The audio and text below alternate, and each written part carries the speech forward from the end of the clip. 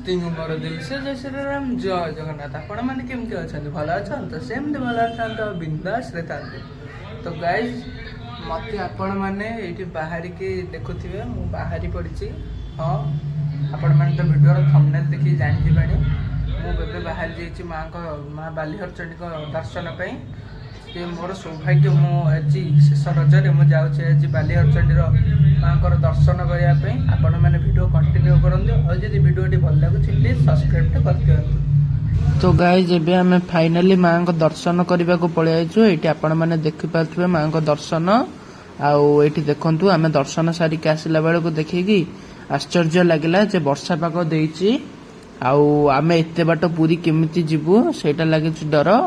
ଆଉ ଏଇଠି ଆପଣମାନେ ଦେଖନ୍ତୁ, ଆମେ ଦର୍ଶନ କରିବା ପାଇଁ କେତେ ଜାମ୍ରେ ଅଛୁ। 2ଟା ଲାଇନ୍ ହେଇଛି ଭିଡ଼, ଆଉ ଆମେ ଫାଷ୍ଟ ଲାଇନ୍ରେ ଅଛୁ। ଫାଇନାଲି ଆମର ଦର୍ଶନ ସରିଗଲା। ଆଉ ଆପଣମାନେ ତ ଦେଖିଲେ ଏବଂ ଦର୍ଶନ କଲେ।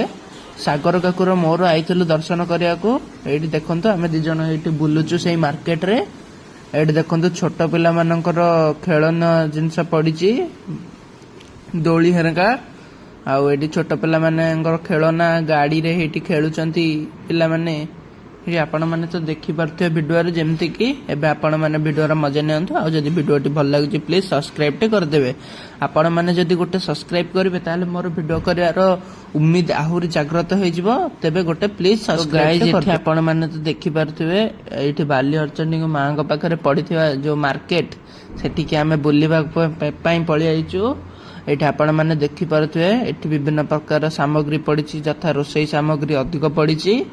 କୁଲା, ବାଉଁଶିଆ ଇତ୍ୟାଦି ଇତ୍ୟାଦି ପଡ଼ିଛି। ଆଉ ଖାଇବା ଜିନିଷ ଉପରେ ଚାଟ୍, ଚାଉମିନ, ଗୁପଚୁପ୍, କୁଲଫି, ମକଟେଲ୍ ଇତ୍ୟାଦି ପଡ଼ିଛି ସବୁ। ଆପଣମାନେ ବି ଯଦି ବାଲିହରଚଣ୍ଡୀ ମାଙ୍କର ଦର୍ଶନ କରିବା ପାଇଁ ଆସିଥିବେ ତେବେ ନିହାତି ଆପଣମାନେ ଦେଖିଥିବେ।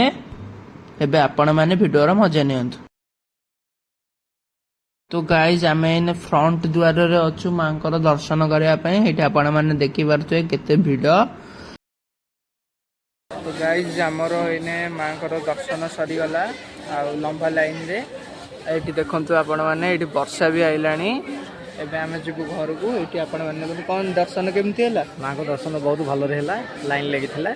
କିନ୍ତୁ ଆଜି ଶେଷ ରଜ, ଆଉ ଆମର ସୌଭାଗ୍ୟ ମାଙ୍କର ଦର୍ଶନ ଭଲରେ ହେଲା। ଆଉ ଏତେ ଦୂରରୁ ଆସିଥିଲୁ, ଆଉ ନିଶ୍ଚିତ ସବୁ ଭଲରେ ହେବ। ଆଉ ଏବେ ଆମେ ଯାଉଛୁ ଗାଁକୁ।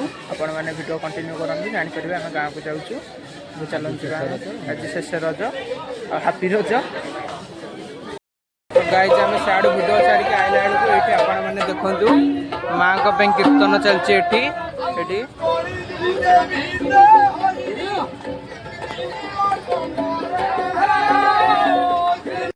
ତ ଗାଇଜ୍ ଏବେ ଆମେ ଦର୍ଶନ ସାରିକି ଘରକୁ ଫେରୁଛୁ।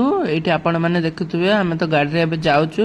ଯେଉଁ ଆପଣମାନଙ୍କୁ ଭିଡ଼ିଓରେ ଦେଖେଇଥିଲି ବର୍ଷା ହେଇଥିଲେ, ଏବେ ବି ବର୍ଷା ଘୋଡ଼େଇକି ରଖିଛି। ଭୟ ଲାଗୁଛି ଯେ ଏଇଟା କେତେବେଳେ ବି ବର୍ଷା ହେଇପାରେ। ଆଉ ମୋ ପାଟି ଆପଣମାନଙ୍କୁ ନାଲି ଦେଖାଯାଉଥିବ।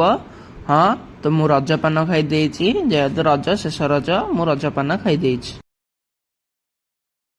ଗାଇଜ୍ ଆପଣମାନେ ତ ଦେଖିଲେ, ଆଉ ଆମେ ମାଙ୍କର ଦର୍ଶନ କରିକି ଏବେ ଘରକୁ ପଳେଇ ଆଇଲୁ। ଏଇଠି ଆପଣମାନେ ଦେଖନ୍ତୁ, ଏଇନେ ବାଜିଗଲାଣି 8:30।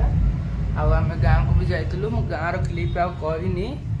ଆଉ ଏବେ ଏଇ ଭିଡ଼ିଓଟିକି ଏଇଠି ଏଣ୍ଡ କରିଦେଉଛି, କାରଣ ମୁଁ ବହୁତ ଟାୟାର୍ଡ଼ ହେଇଯାଇଛି। ଏବେ ମୁଁ ଏଇ ଭିଡ଼ିଓଟିକୁ ଏଇଠି ଏଣ୍ଡ କରୁଛି। ଦେଖା ହେବ ଗୋଟେ ନ୍ୟୁ ବ୍ୟୁଟିଫୁଲ୍ ବ୍ଲଗ୍ରେ। ନମସ୍କାର, ଜୟ ଜଗନ୍ନାଥ, ବାଏ।